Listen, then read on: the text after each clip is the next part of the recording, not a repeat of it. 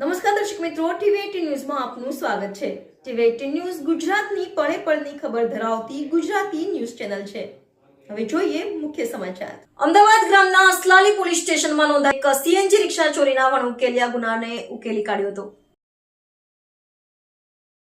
જેમાં Dhrangadhra city police સ્ટેશનના constable સંજયભાઈ મુંદવને ખાનગી રાહે બાતમી સાંપડી હતી કે એક નંબર પ્લેટ વગરની લીલા કલરની અને પીળા હુડવાળી સીએનજી રિક્ષા કુડાય ચોકડીથી મેળાના મેદાન તરફ જઈ રહી છે, જે શંકાસ્પદ છે। બાતમીના આધારે head constable D N Parmar, Sanjay Mundva સહિત સ્ટાફ દ્વારા રિક્ષાને મેળાના મેદાન પાસે રોકી તપાસી અને રિક્ષા ચાલક પાસે કાગળ અંગેની પૂછપરછ કરી હતી। મજબૂત રીતે થયેલી પૂછપરછમાં રિક્ષા ચાલક મનોભાઈ બાબાભાઈ કોળી રહે ધ્રાંગધ્રા તાલુકા નરાળી ગામવાળો ભાંગી પડ્યો હતો અને રિક્ષા ચોરીની છે જે તે ફેરવતો હતો એવી કબૂલાત કરી હતી। ત્યારે ધ્રાંગધ્રા સિટી પોલીસ ટીમની બાજ નજર થકી ગુજરાત પોલીસનો એક અનડિટેક્ટ ગુનો ઉકેલાઈ ચૂક્યો છે અને આરોપી સાથે ચોરીનો ગુનો ઉકેલી કાયદેસરની કાર્યવાહી હાથ ધરવામાં આવી હતી।